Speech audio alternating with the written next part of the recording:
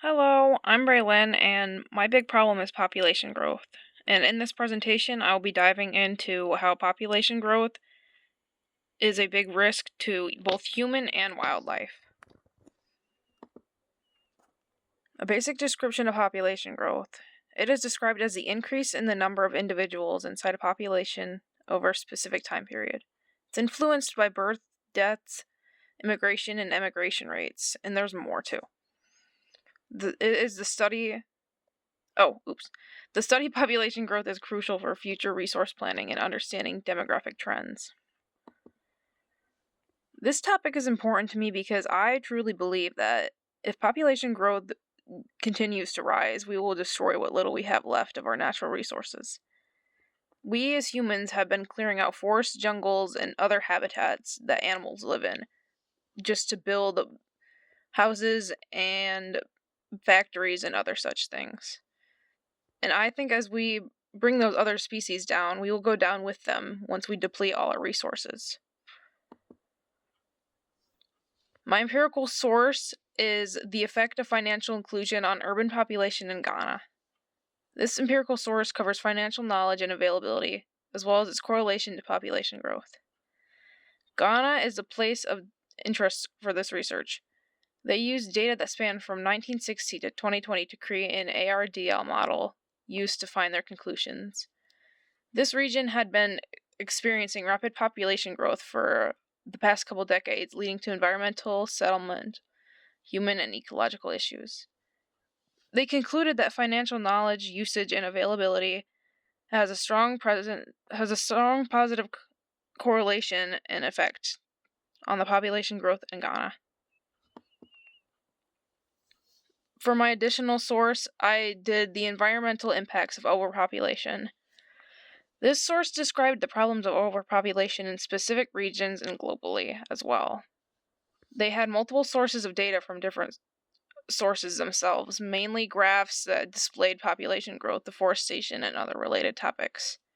They concluded that an ever-climbing population rate will not be supported by our planet in the near future. Our non-renewable resources have already almost been used up, and we obviously can't get any more after they're gone. My other additional source is an empirical analysis of the effects of population growth on economic growth in Ethiopia. Ethiopia using an autoregressive distribution lag, which is an ARDL model as well. They use this model to describe Ethiopia's population growth. The conclusions were that population growth is relatively stable, only going up slightly, but there is a positive correlation between it and the economic growth of Ethiopia. They suggested that Ethiopian immigrants send some of their money that they earn living abroad to their families that still live in Ethiopia to help them out. And this is the ADRL model from the source 2. Oops. Additional source 3. This graph came from source 2 as well, but it's a different source because it came from a different website. Oops.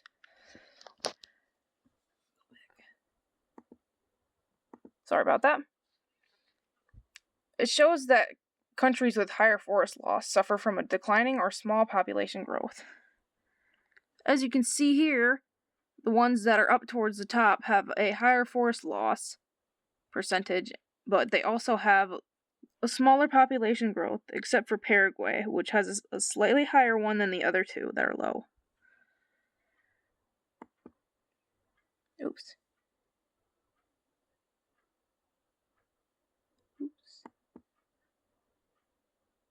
Okay, I don't know what happened there.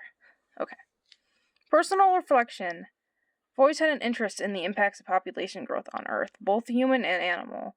This probably was around when I was 9 or 10 watching endangered animal documentaries at school and at home.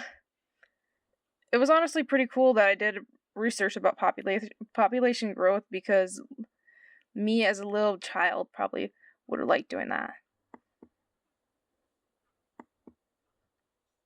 How sociocultural psychology is related to population growth. I think that population growth is very complex and can't be linked to just one concept from the course. Sociocultural psychology fits well, in my opinion. Cognitive development is shaped by social interaction, culture, language, and learning with more knowledgeable individuals. Globally, the incentive of having multiple children is ingrained at a decently young age. With that in mind, most people want to have multiple children of their own. I also think that the developmental psychology theory works well here too, because it's very similar to the sociocultural theory as well. But that's pretty much it. Thank you for listening.